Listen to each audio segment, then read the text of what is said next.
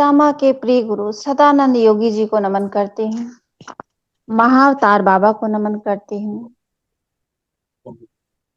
लाहिड़ी बाबा को, युक्तेश्वर गिरी जी को, रमन महर्षि जी को, योगानंदा जी को, ब्रह्मांड के समस्त गुरुओं को, सभी धर्मों के गुरुओं को, साधु संतों को, महात्माओं को, एस्ट्रल मास्टर्स को, एसेंडेंट मास्टर को, चरक महर्षि को, सभी ऋषि मुनि, जरे जरे को, पशु पक्षी जीव जंतु, वृक्षों को, आप सभी को कोटि कोटि वंदन करती हूँ, नमन करती हूँ, प्रणाम करती हूँ।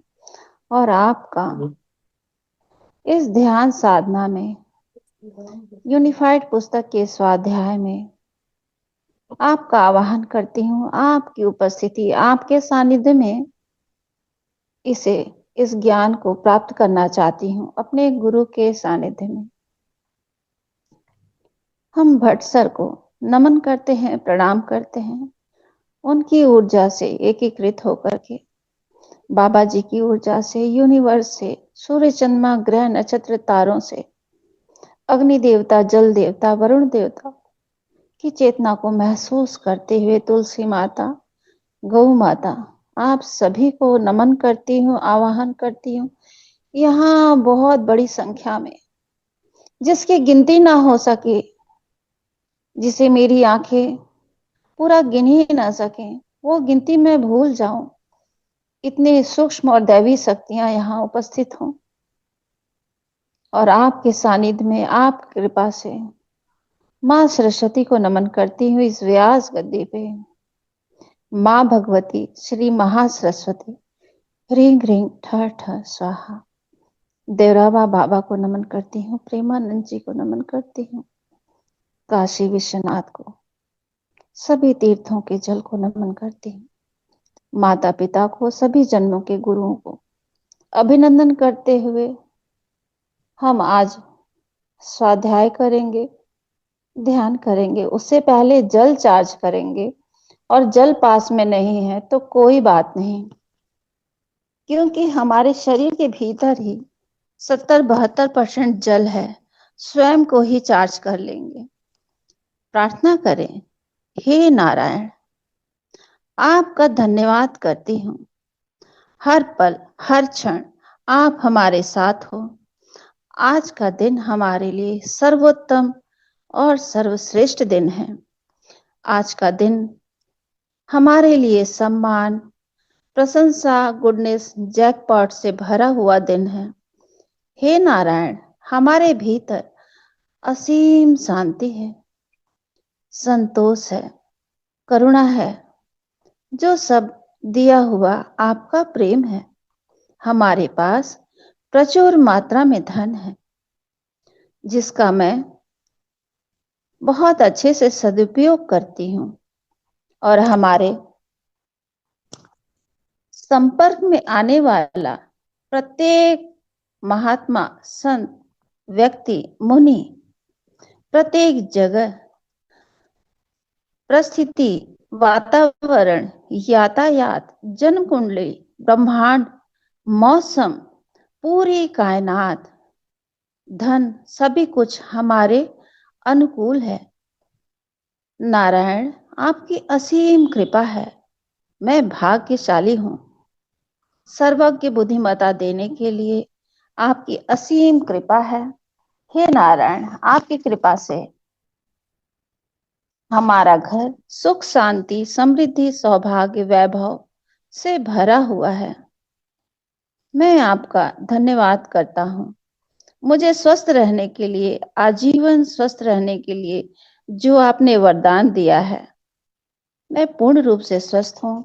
हमारा चित्त शांत और प्रसन्न है। मैं बहुत खुश हूँ। इस जल में सभी नदियों की शीतलता समाई हुई है। इस जल में हमारे गुरु का आशीर्वाद है। ब्रह्मांड की समस्त शक्तियां समाहित हैं। ये जल अब जल नहीं, अमृत हो चुका है, गोविंद के चरणों से निकला हुआ जल। आप इसे प्रेम से देखें, नमन करें और ग्रहण करें। और जल नहीं है तो हृदय पे हाथ रखें और महसूस करें कि मैंने इस अमृत को पान कर लिया है, क्योंकि अपने भीतर भी जल ही जल है। उसी में मग्न हो जाएं। Thank you master.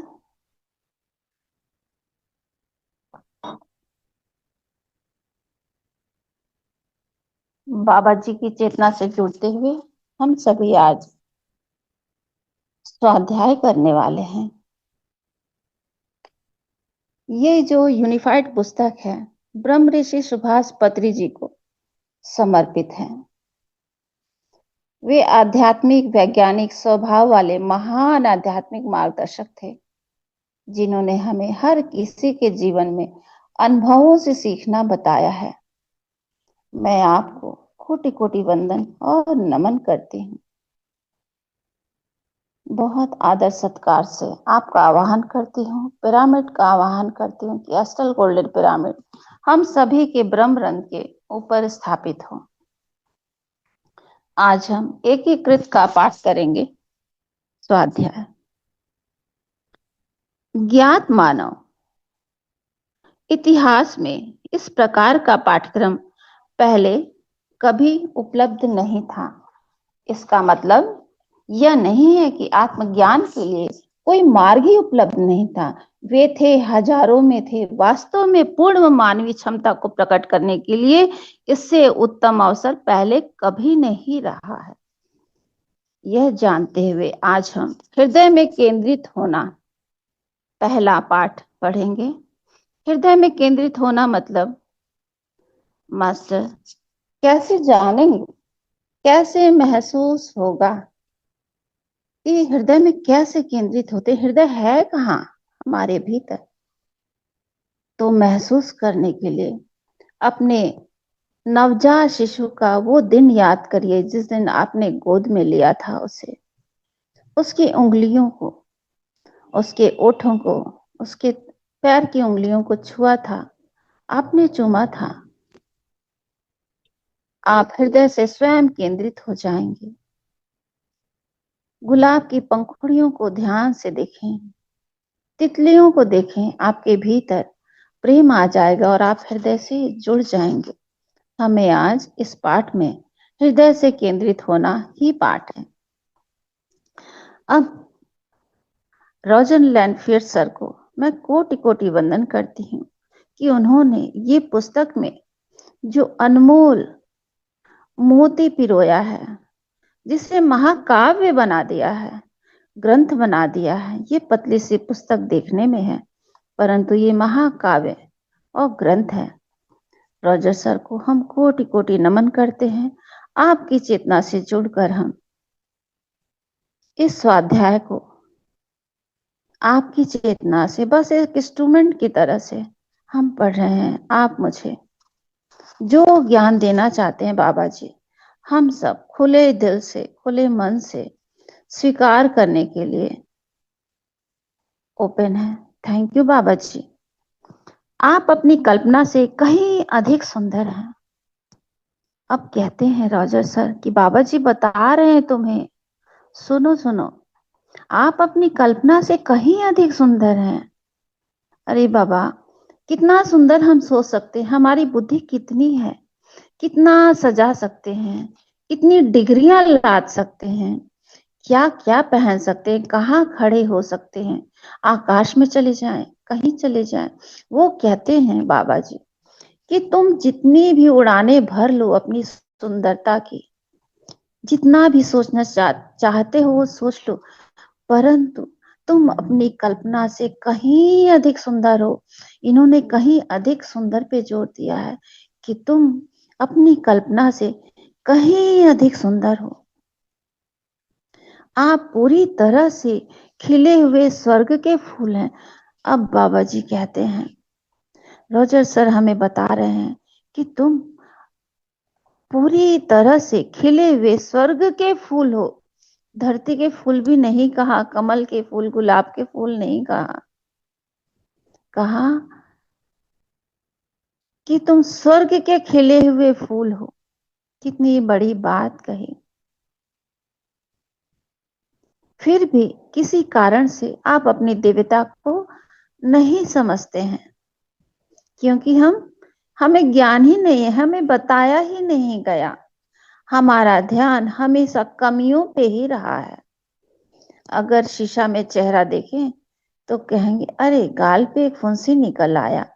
पूरे सुंदर चेहरे को हम भूल जाएंगे। ईश्वर ने मुझे भरपूर बनाया है, कितना खूबसूरत बनाया कि मेरे दोनों आंख दिए, सही सही कान दिए, नाक दिए, लिप्स दिए, पूरा शरीर इतना सुडौल सुंदर बनाया। ध्यान कहाँ जाएगा? एक फुंसी पे, एक दाग पे। तो बाबा जी कह रहे हैं कि आप अपनी दिव्यता को किसी कारण से नहीं समझते हैं, क्योंकि हम इस भौतिक जगत में माया नगरी के घन चक्कर का घन चक्कर बन गए हैं। वह कारण महत्वपूर्ण नहीं है। अब बाबा जी कहते हैं नहीं समझते तो वो कारण भी कोई महत्वपूर्ण नहीं है, छोड़ो, फॉरगेट इट। और निश्चित रूप से अन्वेषण के लायक भी नहीं, यानी उस पर ज्यादा कुछ करने की भी जरूरत नहीं है। सतह पर हम जो हैं उसके बारे में दिखावा करते हैं, यानी हम जहाँ पे हैं और जैसा कुछ भी कर रहे हैं सतह पे, हम दिखावा करते हैं। आपको बताया गया है कि आप ईश्वर की छवि में बने हैं। हम दिखावा ही करते रहते हैं, परंतु मुझे क्या बताया गया कि आप ईश्वर की छवि में बने हैं। इस पे जोर दिया जा रहा है, आप ईश्वर की छवि में बने। इसको मास्टर अंडरलाइन कर लीजिए अपने दिलो दिमाग में, और आप उसे दोहराते हैं और उसे मानते हैं। और यह कहना सहज और आसान है, यानी जब कहा जाता है कि आप ईश्वर की छवि में हैं, तो हम उसे बार बार दोहराते हैं और मान भी लेते हैं। और कहना कुछ कठिन भी नहीं लगता, सहज और आसान है। मैं ईश्वर की छवि में बनाया गया हूं। मैं ईश्वर की छवि में बनाया गया हूं, मतलब कि बन चुका हूं। बनाया नहीं जा रहा हूं और बनाया नहीं जाऊंगा। यह चरण दर चरण मार्गदर्शिका केवल आपको उस छवि का अनुभव कराने के लिए उसे जानने देती है। यानी ये स्टेप बाय स्टेप ये पुस्तक उसी छवि का अनुभव कराने के लिए, हमें अनुभव को बताने के लिए, महसूस करने के लिए, जानने के लिए कि आप कौन हैं, आपके गुण क्या हैं, आपके भीतर कौन से गुण हैं।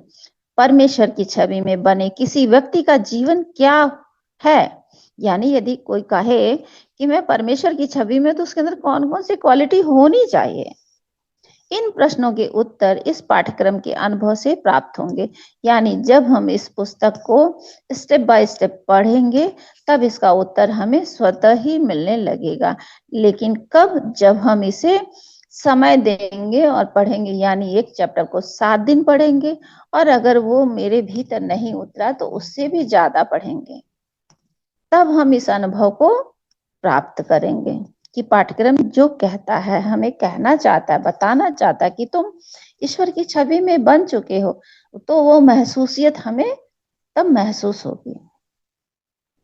एक बार इस दिव्य सत्य पर ध्यान दें। बाबा जी कहते हैं एक बार इस दिव्य सत्य, सत्य नहीं कह रहे हैं, दिव्य सत्य पर ध्यान दें। मैं ईश्वर की छवि में बना हूं। मैं हूं, यह वर्तमान है। यह नहीं कहता कि मैं ईश्वर की छवि में था। वो वर्तमान पर जोर दे रहे हैं कि इसी वक्त मैं ईश्वर की छवि में बना हूं, छवि में था, ऐसा नहीं। अपितु यह कहता कि मैं अब ईश्वर की छवि में हूं, मैं बना हूं। और यह नहीं कहता कि आप बनाए जा रहे हैं, और यह भी नहीं कहता कि आप बनाए जा रहे हैं या आप बनाए जाएंगे। यह कहता कि भगवान ने आपको अपनी छवि में बनाया है। वो कह रहे ईश्वर ने अपनी ही छवि में आपको बनाया है। आप बनाए नहीं जाएंगे, बनाए नहीं जा रहे हैं, बनाया है, अंडरलाइन।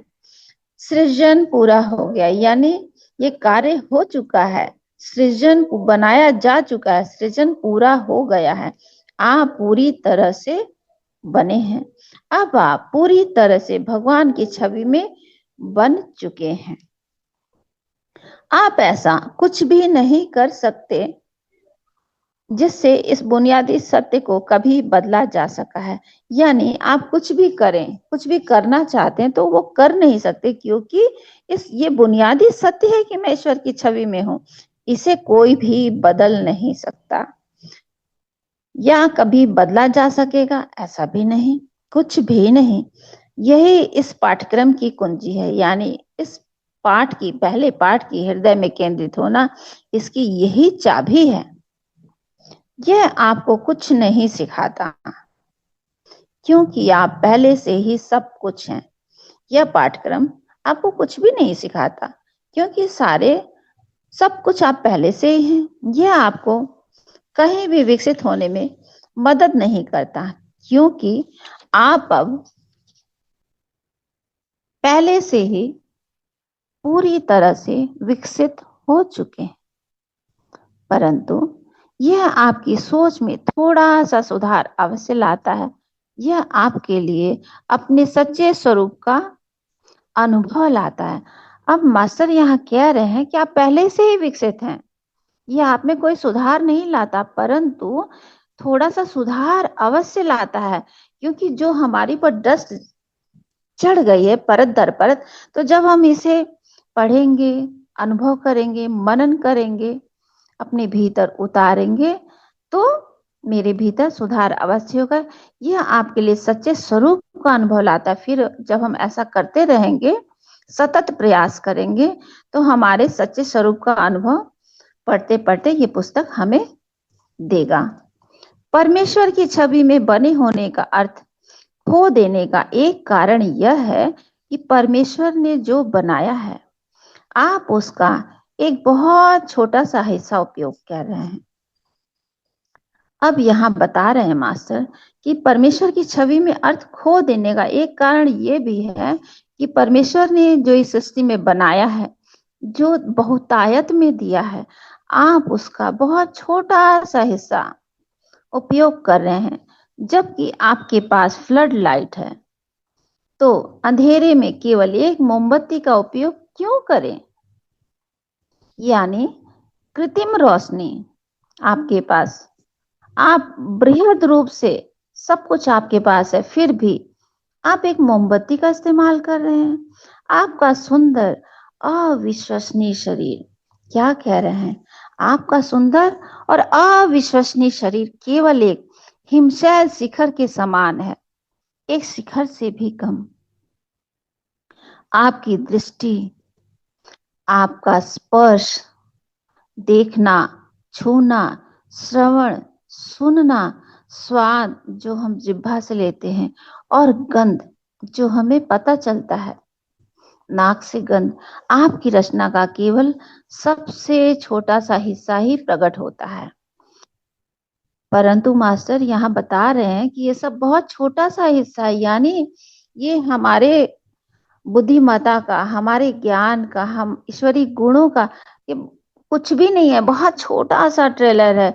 हमें 5 इंद्रियों से परे जाना है, इसका अध्ययन करते करते सबसे परे जाना है। ये कुछ भी नहीं है, बहुत छोटा सा हिस्सा है। आप जो सोचते हैं उससे परे आपका सच्चा स्व है। आप जो भी सोचते हैं उससे भी परे आपका सच्चा स्व है, जो जीवित है, जीवंत है और प्रेम से स्पंदित है। यानी धड़कता है, वो जीवित है और प्रेम से धड़कता है, और आपकी खुशी, आपकी समृद्धि का स्रोत है। यह आपका वह हिस्सा है जिसे आप आसानी से, व्यवस्थित रूप से फिर से जान पाएंगे। यानी ये सब हमारे पास है, लेकिन जब हम मनन करेंगे, सतत अभ्यास करेंगे, 15 मिनट सुबह शाम शांत अवधि में बैठेंगे, तो इन सभी व्यवस्थित रूपों से हम फिर से जान पाएंगे इन सारे चीजों का, कि हमारा जो है सच्चा स्व जीवंत है, प्रेम से स्पंदित है, खुशी है, समृद्धि है। इसे हम महसूस कर पाएंगे, क्योंकि अभी हम क्या कर रहे हैं, भेड़ चाल चल रहे हैं, सोया खाया पिया घूमा फिरे धूले, झाड़ू पोछा, बाहर जाना, ऑफिस जाना, इनको डांटना उनको डांटना, उनसे डांट खाना, उनसे शिकायत करना, यही सब करते करते पूरा जीवन अपना इसी में बिता रहे हैं। परंतु जब हम शांत अवधि में बैठेंगे, इस पुस्तक से हम जुड़ गए हैं, तो हम यूनिफाइड होंगे ही होंगे। इसको भी हमें अंडरलाइन कर लेना है। और यूनिफाइड होंगे नहीं, यह सृजन पूरा हो गया है, यह प्रक्रिया शुरू हो चुकी है। और जैसे ही आपको एहसास होगा कि आप कौन हैं, आपके असली गुण स्वयं ही स्पष्ट हो जाएंगे। यानी जब हम जुड़े रहेंगे, तब हमें स्वयं ही एहसास होगा, आपके असली गुण हमें स्वतः ही स्पष्ट हो जाएंगे। क्योंकि फिर मुझे जो अनाप शनाप अभी तक करते आए हैं, परंतु वह भी जीवन का वो हिस्सा था कि उसकी वजह से ही आज हम हैं। क्योंकि वो हमारा, क्योंकि हम सीधे 10th में हाई स्कूल इंटर नहीं कर सकते ना, नर्सरी में तो आएंगे ही। तो वो सब नर्सरी से आज हम पीएचडी में आए हैं, तो वो भी जरूरी था। उन्हीं अनुभवों के कारण हम सीख सीख के तो यहाँ पहुंचे हैं। तो वो भी जरूरी है, वो भी मेरे जीवन का सुंदर हिस्सा था। उसे हमें नकारना नहीं है कि अरे मैंने उस दिन ये किया वो क्या, नहीं। मैं उसी का अनुभव लेने आई थी धरती पे, वो अनुभव मिल गया, आगे बढ़ गए, आज उन चीजों से दूर हो गए। आपके असली गुण स्वयं ही स्पष्ट हो जाएंगे। आप इसे उनके सतह पर आने दें। आप इसे उनके सतह पर आने या जागृत होने के जैसा सोच सकते हैं, भले ही वो ना तो सोए हुए हैं और ना ही छुपे हुए हैं। अब मास्टर ये कह रहे हैं कि ना वो सोए हैं ना छुपे हैं, सब कुछ पहले से ही मौजूद है, पर हम ही इसे अपने गुणों को भूले हुए थे इस आपाधापी में जीवन के। परंतु वो आपाधापी भी जरूरी थी, क्योंकि उसी से निकल के तो हम यहाँ आए हैं। तो उसका भी बहुत बहुत आभार, बहुत बहुत धन्यवाद। क्योंकि अगर वो सब ना होता तो आज हम यहाँ ना होते। हर चीज तो स्टेप बाय स्टेप ही होता है ना, बच्चा छोटे से ही बड़ा होता है, बुढ़ा होता है, और एकदम से तो बड़ा नहीं हो जाता।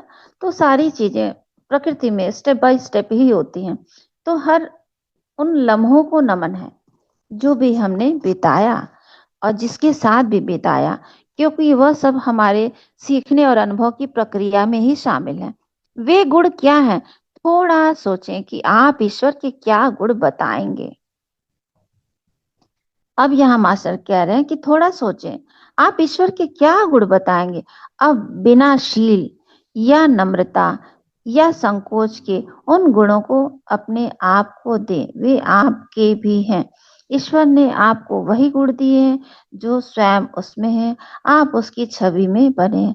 अब यहाँ मास्टर बता रहे हैं कि ईश्वर के जितने गुण आप सोच सकते हैं, कि वो विनम्र है, वो प्रेम है, वो करुणामय है, सर्वज्ञ बुद्धिमत्ता है, सर्वज्ञ जगह उपस्थित है, हर चीजों में स्पंदित है। जो जो गुण बना सकते हैं, जो जो गुण आप जानते हैं, आप 10 जानते, 20 जानते, 20,000 जानते, उस सारे गुणों की लिस्ट बनाए, बैठे लिस्ट बनाए और उन्हें सरसरी निगाह से देखें और अपने आप को बड़ी बेशर्मी से दे दें, बिना संकोच के, कि ये सारे गुण मुझ में हैं, और उसे मान लें। बिल्कुल निडर होके, बिना संकोच के उसे मान ले कि ईश्वर के ये सारे गुण मेरे पास है, ईश्वर ने मुझे ये सारे गुण दिए हैं जो उसमें स्वयं है। आप उसकी छवि में बने हैं, यानी ईश्वर की छवि में हम बने हैं, सृजन पूरा हो गया है, ये सारे गुण मेरे भीतर हैं। भले ढिठाई से पहले माने, फिर आप प्रेम से मानने लगेंगे। 10 बार 20 बार हम ढिठाई से मानेंगे, फिर अंत में हम मानेंगे ही मानेंगे कि ये पुस्तक हमें यूनिफाइड करके ही अंत तक पहुंचा ही देगा। और ये प्रक्रिया, ये सृजन शुरू हो चुका है, हमारा दाखिला हो चुका है। ईश्वर ने हमें चुना है। ईश्वर प्रकाश है, संसार का प्रकाश, तो आप प्रकाश हैं। यानी हम कह रहे हैं ईश्वर प्रकाश है, मैं मान रही हूं कि ईश्वर प्रकाश है, तो मैं भी प्रकाश हूं। प्रकाश यानी संसार का प्रकाश, प्रकाश जो अंधेरे कोने को भी प्रकाशमान कर देता है। यानी अंधेरे कोने में भी कहीं दिया जलाए उसे प्रकाशमान कर देता है। तो हम भी वही प्रकाश है, यानी जहां भी हम जाएंगे अपने ज्ञान से वहां सभी को प्रकाशित करेंगे, और यह आपकी विरासत है। यानी हमारी ये मलकियत है। ईश्वर प्रेम है, आप प्रेम है। वास्तव में सारी सृष्टि में सब कुछ प्रेम से बना है। तो ये पूरी सृष्टि ही प्रेम से सनी है, रची है, बसी है। पूरी सृष्टि इसी में सनी है, रची है, बसी है। तो ईश्वर प्रेम है, मैं भी प्रेम हूं। ईश्वर का प्रेम हर चीज में व्याप्त है, एक एक चीज में व्याप्त है। हर चीज कितनी सुंदर है। ईश्वर का प्रेम कहाँ नहीं है। ईश्वर हमारे प्रेम के लिए तो बाजार में बिक जाते हैं। वो कहते हैं आज इसके घर चूल्हा नहीं जलेगा। क्या ऐसा कैसे हो सकता है? ईश्वर विह्वल हो जाते हैं, कहते हैं इसके घर चूल्हा क्यों नहीं जलेगा। इसे कोई ऐसा गुण दे देते हैं, वो मिट्टी का दिया बनाने लगता है, गणेश लक्ष्मी बनाने लगता है, और कुछ कुछ बनाने लगता है, मटका बनाने लगता है, सुराही बनाने लगता है, बर्तन बनाने लगता है। वो बाजार में बिक जाता है। ईश्वर बिक जाते हैं, फिर उस पैसे से उसके घर में भोजन बनता है। वहां भोजन बन के पाके खुश होता है, हम उसे ला के खुश होते हैं। तो ईश्वर कितना सुंदर प्रेम है। सोचो जरा, बुनकर कपड़ा बनता है, जुलाहा। हमारे कबीर दास भी जुलाहा थे, बुनते थे बड़े प्रेम से, राम राम राम राम। उनकी चेतना हर सांस में राम राम कहती थी। वो बुनकर थे। कितनी अच्छी बात है। हर जगह तो ईश्वर है। एक जो जूता सिलते हैं वो भी तो ईश्वर है। वो उसे सिल के पहना के खुश हो जाते हैं, 10 रुपए पाके खुश हो जाते हैं। हम पहन के खुश हो जाते हैं कि मुसीबत से बचे, देखो कैसे चल पाते। तो दोनों ही, हर खुशी में ईश्वर है। एनीवेयर वही प्रेम आपका प्रेम है, और ये प्रेम हमारी विरासत है, इसे कोई भी छीन नहीं सकता। आप कहो मैं उदास हो जाऊं, भाई क्यों, मैं क्यों उदास हो जाऊं? ईश्वर ही प्रेम है, मैं भी प्रेम हूं, मैं इसे क्यों छोड़ दूं? पर पहले ये सतह पे बैठा हुआ था, आज वो पर्दा गिर गया। मुझे मालूम हो गया कि ये मेरी विरासत है और इसे कोई छीन नहीं सकता। इन विचारों में निहित अर्थ के बारे में सोचिए, इसके दूरगामी परिणाम है। अब मास्टर यहाँ कहते हैं इन सारे विचारों के बारे में, जो निहित अर्थ है उसके बारे में सोचिए, इसके दूरगामी परिणाम है। ईश्वर के गुण सारे ही हमारे पास हैं। हम ईश्वर की छवि में ही बने हैं। सारी सृष्टि में जो कुछ बना है वह सब प्रेम से ही उपजता है। ईश्वर सुख, आनंद, करुणा है। आप सुख हैं, आप आनंद हैं, आप करुणा हैं, आप अनुकंपा हैं। अनुकंपा यानी ग्रेस, यह आपका स्वभाव है, कुछ भी कम नहीं। अब यहाँ गुरु जी कहते हैं कि सारा कुछ आपका ही स्वभाव है, क्योंकि ईश्वर ने आपकी रचना की है ना, उसने सारे गुण आप में भर दिए हैं, तो कुछ भी कम नहीं। ईश्वर परिपूर्ण है, परफेक्ट है। ईश्वर क्या है? 16 कलाओं से परिपूर्ण है, परफेक्ट है, बिल्कुल। यह भी स्पष्ट है, लेकिन आप और भी उत्तम। अब यहाँ ऐसे लग रहा है कि मजाक हो रहा है, लेकिन आप और भी उत्तम। अंडरलाइन, अब यह क्या कुछ ज्यादा नहीं हो रहा है? कितना आश्चर्य हो रहा है, आप और भी उत्तम, क्या ये कुछ ज्यादा नहीं हो रहा है? अरे नहीं नहीं, रत्ती भर नहीं, एक दिन का भर नहीं, रत्ती भर नहीं, आप वही परिपूर्णता है, आप वही परिपूर्णता है, और इसमें उत्तम स्वास्थ्य भी है, उत्तम विचार है, उत्तम क्रिया है, उत्तम सब कुछ, जो जो आप सोच सकते हैं, फिल इन द ब्लैंक्स, जो जो भर सकते हैं सब भर लीजिए, इसमें सब कुछ उत्तम ही सम्मिलित है। तो हम वही परिपूर्णता है, तो फिर ये ज्यादा कैसे हुआ? नहीं ना, ज्यादा ही नहीं हुआ, कुछ भी ज्यादा नहीं हो रहा, हम पूरे ईश्वर की तरह ही परिपूर्ण है, संपूर्ण है, परफेक्ट है। ईश्वर शांति और सौम्यता है, आप शांति हैं, मन की शांति जो उथल पुथल रहित है और आक्रामक नहीं है। आप जीवन जैसे बना है वैसे ही उसका आनंद लेने वाली सरल मासूमियत है। यहाँ मास्टर कह रहे हैं कि आप शांति हैं, मन की शांति जो उथल पुथल रहित और आक्रामक नहीं है। यहाँ समझने वाली बात यह है कि शांति अलग नहीं है, कि मैं और शांति अलग अलग हूं, नहीं, या मेरे भीतर शांति है, वह भी नहीं, मैं ही शांति हूं, मेरे भीतर शांति नहीं है, तो फिर हम और दो अलग अलग हो गए। ईश्वर शांति है, तो मैं ही शांति हूं, समृद्धि हूं, और वही समृद्धि ईश्वर में है, मेरे में है।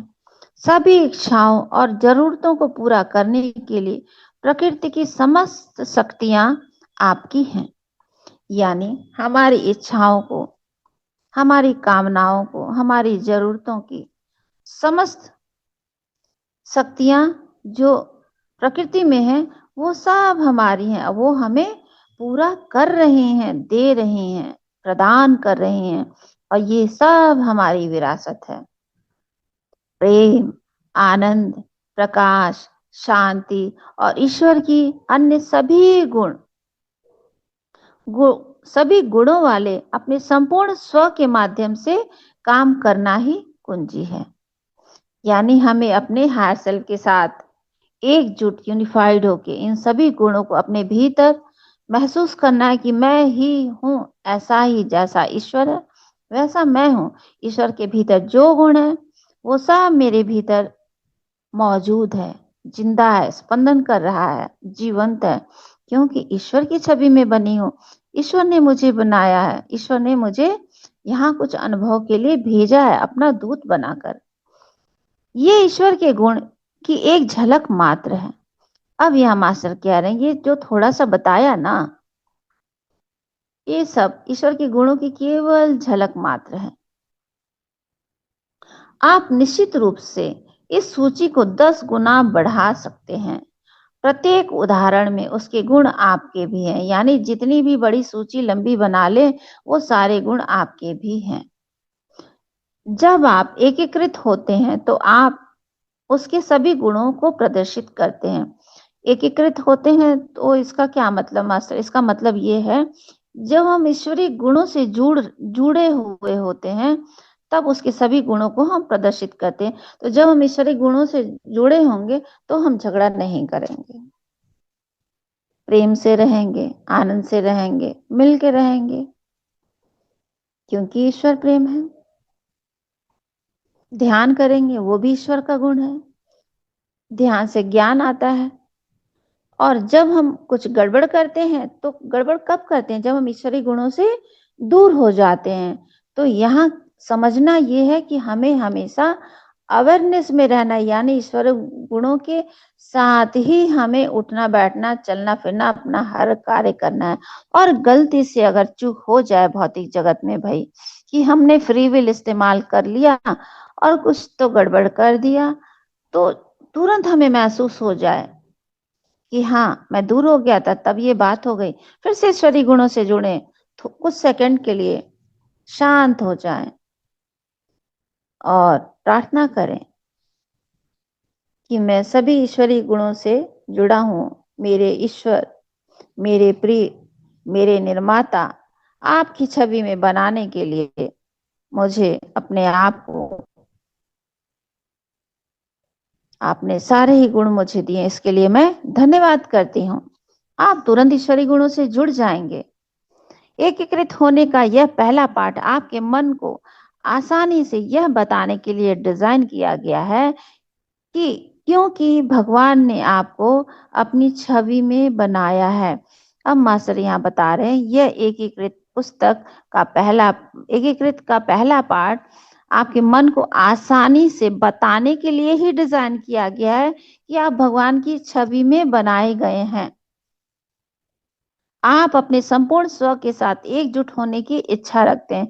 अब हम आशा रखते हैं, विश्वास रखते हैं कि हम अपने संपूर्ण स्व के साथ एकजुट होना चाहते हैं, इच्छा रखते हैं। प्रत्येक दिन जितना जल्दी संभव हो रोज इस अध्याय को पढ़ें। अगले वाक्य पर जाने से पहले प्रत्येक वाक्य को समझते हुए धीरे धीरे पढ़ें। मतलब कि सरसरी निगाह से मत पड़ जाएं, उससे कोई फायदा होने वाला नहीं है, रत्ती भर भी नहीं। तो अगले वाक्य पर जाने से पहले प्रत्येक वाक्य को समझते हुए धीरे धीरे पढ़ें, उतारते हुए अपने भीतर पढ़ें, कुछ रुक के पढ़ें, शांत हो जाए, ना समझ में आए पढ़ के कुछ क्षण के लिए आंखें बंद करके महसूस करें, फिर आगे पढ़ें। लेकिन सरसरी निगाह से पढ़ के नेक्स्ट पेज पे मत जाए, नेक्स्ट पाठ पे मत जाएं। फिर 5 या 10 मिनट तक आंखें बंद करके आराम से बैठे, यानी जब इसे पढ़ लें तो 5-10 मिनट आंखें बंद करें, कोमलता से आंखों को मूंद लें, शांत चित होकर के आराम से बैठें और अपने ध्यान को अपने हृदय पर केंद्रित होने दें। अब मास्टर यहाँ कह रहे हैं अपने ध्यान को अपने हृदय पे केंद्रित होने दें और ईश्वर के प्रेम, अपने प्रेम को वहां स्पंदित होते हुए महसूस करें कि ईश्वर प्रेम है, मैं भी वही प्रेम हूं। विचारों से लड़े नहीं, बस उन्हें उबलकर सतह पर आने दे। अब जब हम पहले से ध्यान नहीं करते हैं या थोड़ा थोड़ा करते हैं, तो जैसे ही शांत अवधि में बैठेंगे, उमड़ घुमड़ के विचार आने लगेंगे। 20 साल पुरानी बात याद आ जाएगी अचानक से, जिसका ना कोई सर ना पैर, जिसे हम बरसों पहले भूल चुके हैं, ख्यालों में भी नहीं था। पता नहीं कहां से वो बद ख्याल बना देता है। लेकिन मास्टर कह रहे हैं विचारों से लड़े नहीं, सतह पर उबल कर आने दें। और यदि आपका मन आपके हृदय से दूर चला गया है, यानी आप बेटी के घर चले गए, दोस्त के घर चले गए, मॉल में चले गए, कोई मूवी का सीन याद आ गया, दूर चला गया, तो उसे धीरे से वापस ले आए। यह व्यायाम केवल आनंद लेने के लिए है और इसे इस सप्ताह हर दिन अवश्य करें। धीरे से वापस लाएं, यानी हृदय पे हाथ रखें, उस प्रेम को महसूस करें, उस छोटे से बालक को महसूस करें, उसके चेहरे की खुशी को महसूस करें, या किसी ने कुछ आपको दिया था, या वर्षों बाद आप किसी से मिले थे, तो जो आपको आनंद मिला था, आपने हक किया था, जो भी आनंद मिला था उस चीज से, उस खुशी को याद करें। आपका हृदय पे ध्यान वापस आ ही जाएगा। और इसे इस सप्ताह हर दिन अवश्य करें। मास्टर ऐसा कह रहे हैं कि रोज करें। दिन भर में जब भी आप इसके बारे में सोचें, कभी भी याद आए, उठते बैठते काम करते, जब भी आप सोचें तो उस विचार का आनंद लें, ईश्वर प्रेम है तो मैं भी प्रेम हूं। आप पानी पी रहे हैं, आपको एकदम से याद आए, आपने कहा जल दे के, अरे ईश्वर तो प्रेम है, मैं भी प्रेम हूं। ईश्वर ने कितना सुंदर मीठा जल मेरे लिए उपलब्ध किया है, कितना वो प्रेम करते हैं, इस प्रेम को मैं ग्रहण करती हूँ, थैंक यू। जब आप इस विचार को सोचते हैं तो आप उसके हृदय में प्रेम भावना स्पंदित हो सकती है। अब मास्टर कह रहे हैं कि जब आप ऐसे ही विचारों में रहते हैं तो आपके हृदय में प्रेम भावना स्पंदित हो सकती है, यानी वो प्रेम धड़क सकता है। प्रेम की उस भावना को अपनी विरासत मानकर आनंद लें, यानी इस आनंद को आपसे, आप खुश होना चाहते हैं तो कोई इसे छीन नहीं सकता। ये आपकी विरासत है और विरासत का आनंद लें, प्रेम का आनंद लें। इस सप्ताह आपका एक आखिरी अभ्यास यह है कि अपने प्रियजनों को शुभ रात्रि कहने और बिस्तर पर जाने के बाद, माने सबको गुड नाइट कह दिया और आप अपने रूम में अपने बिस्तर पे चले गए हैं, जाने के बाद एक बार फिर से अपना ध्यान अपने हृदय पर लाकर चुपचाप लेट जाएं। ईश्वर के गुणों पर विचार करें, यानी लेट जाए और मुस्कुराए भीतर ही भीतर। ईश्वर प्रेम है, उसके गुणों पे विचार करें। प्रत्येक गुण के लिए पहचाने कि आप में वो सारे ही गुण हैं। ईश्वर के दो हाथ हैं, दो पैर है, कितना सुंदर नैन नक्शा, वो सारा ईश्वर ने मुझे दे दिया।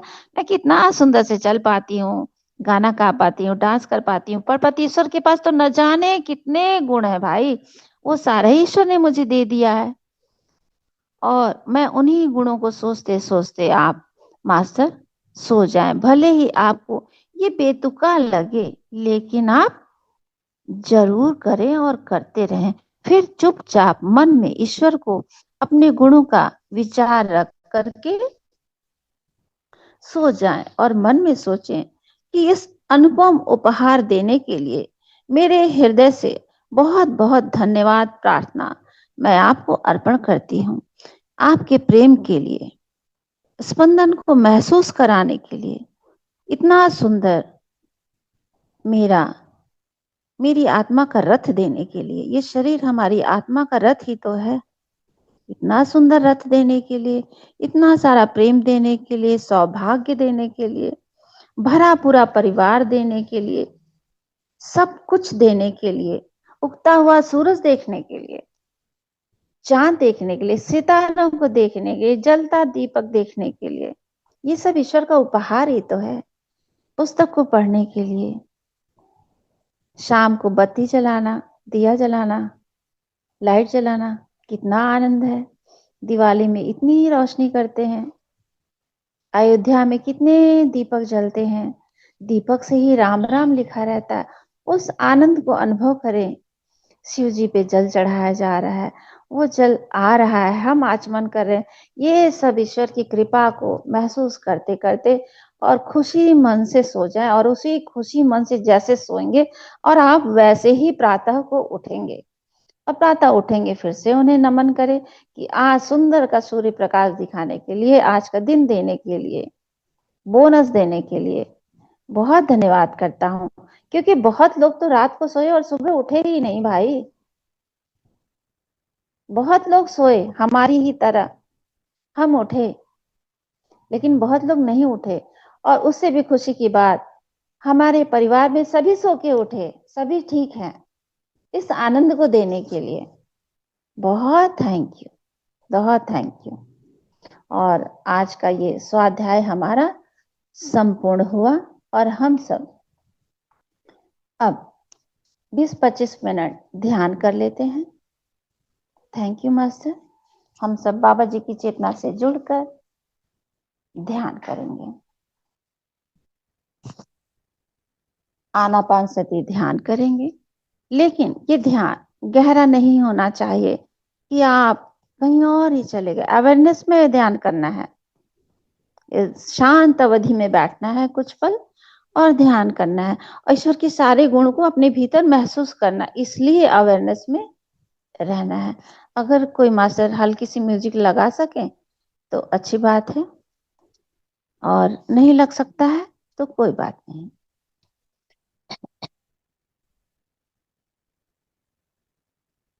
रोजस सर को मैं बहुत बहुत हृदय से कृतज्ञता देती हूँ, इस महाकाव्य का पठन पाठन का छोटा सा एक बूंद बनाने के लिए, हिस्सा बनाने के लिए।